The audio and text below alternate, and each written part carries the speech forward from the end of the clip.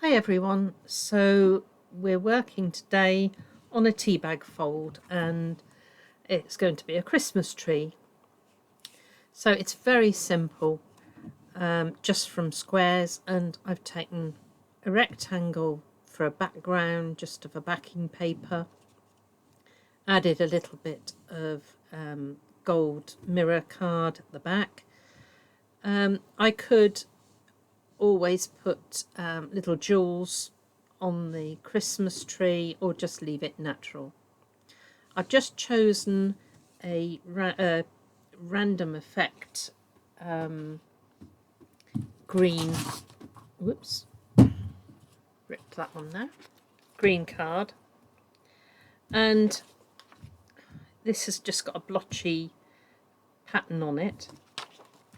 So from your A4 card, I've remembered to take off the white border around there, so I'm not going to be caught out with that. And you need to cut a 10cm square, a 9cm square, 8, 7, 6, 5. So 10, 9, 8, 7, 6, 5. And you've got some spare left over on here. So here's one I did earlier, and I've cut out all the pieces. So 10, 9, 8, 7, 6 and 5 seems to have disappeared. It's probably stuck under one of these. Okay, so that's where we're going with that one. And so it's easier to start with the biggest piece of paper because it's easier to handle until you've learnt the fold. Okay, so with the colour outwards, we're going to fold diagonally. Use your bone folder if that's easier for you, and then we're going to go the opposite way and fold that way. People tend to struggle with this, but if you've got the creases in well, it will do it itself. So we've done the two diagonals. I'm then going to fold it across to make a rectangle.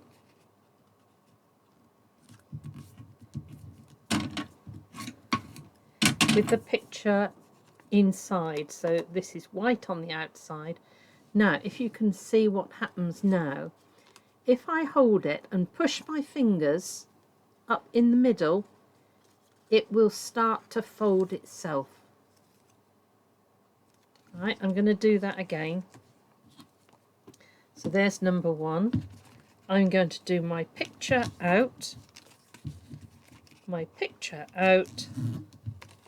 turn it round and go across with my picture inside, and then if you can see, I'm going to press my fingers in the back and poke it up like a pyramid, and these two bits that with a straight fold I'm pushing together. So there is my triangle folded, and you're going to do that all the way down until you get to the smallest square. Now the smallest square is fiddly, I must admit, but it's worth it.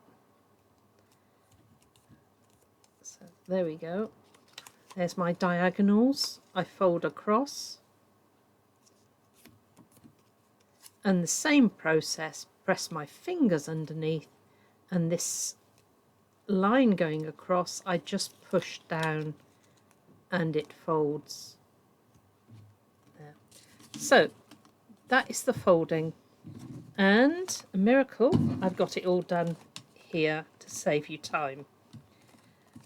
So you can see that all the triangles are just that little bit smaller. Okay, so we're going to take the biggest triangle, and there's one more bit of folding to do. So I am going to fold this side in about a third and this side in about a third. it's not critical. But what you want to find is that you've got a space in the middle and this is virtually equal. Say the odd bit won't matter at all. So I'm just going to fold these in. Doesn't matter what order you do them in at the moment.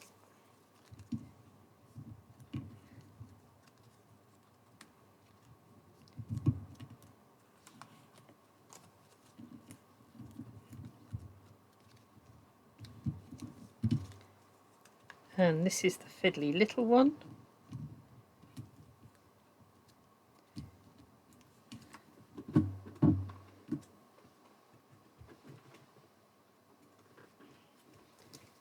Right.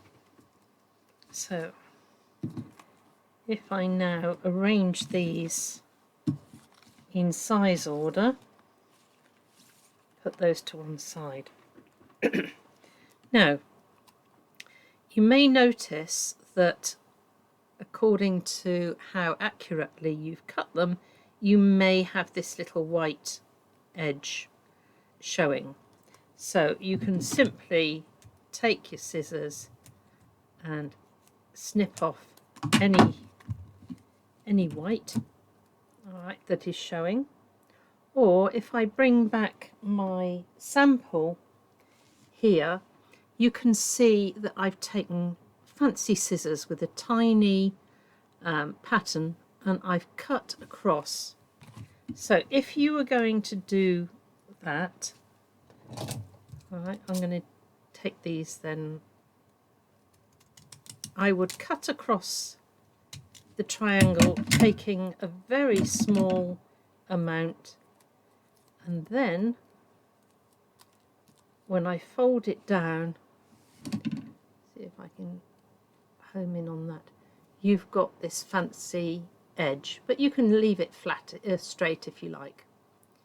Now, the thing that we need to identify now is a little pocket. So if we have a look at this top piece that we folded, and I'm going to press an embossing tool in there. On the top piece only, there's a tiny pocket. That is what we're looking for. Okay, so if I take that one and I take my next smallest piece and I push it into that little pocket, it will only go so far. If you're in the wrong place and you're in the back pocket, it will go quite a way up.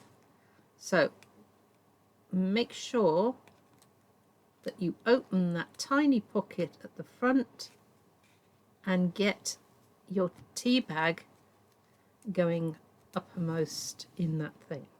Right, I'm going to bring in my base card now, and I've put double-sided tape approximately 13 centimeters. So I'm going to peel back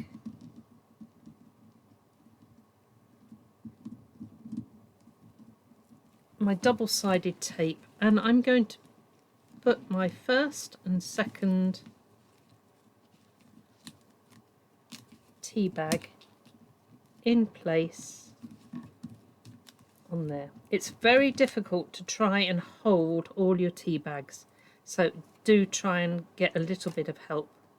So we're going to find the little pocket, push that one in, and then push it down onto the double-sided tape.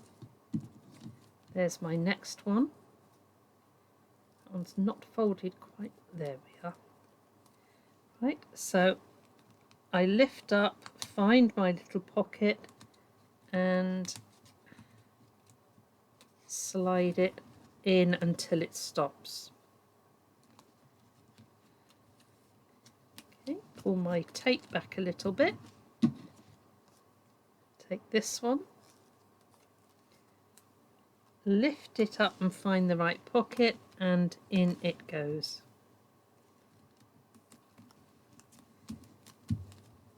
Pull down my tape, and here's my last one. Same as before, lift the top layer, find the tiny pocket and push it in. There we go. I'm pulling out this one, and I've got a little bit of tape that is still exposed at the bottom, because what I want to do now is to take a little bit of brown and just arch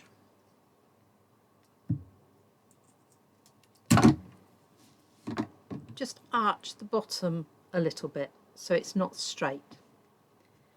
And then what I'm going to do is to just wiggle and make the stem of the tree, the trunk of the tree, a little bit more natural. And that way I can now just slide that in and cover the rest of my double-sided tape, and it's all holding my tree in place. So you can add wet glue behind these. You can add your jewels, but it's a far better Christmas tree by having these little flanges done. So I know it's fiddly when you get to the smaller pieces at the top, but do have a go and say it's a really nice, quick and easy card. Okay, God bless, have fun.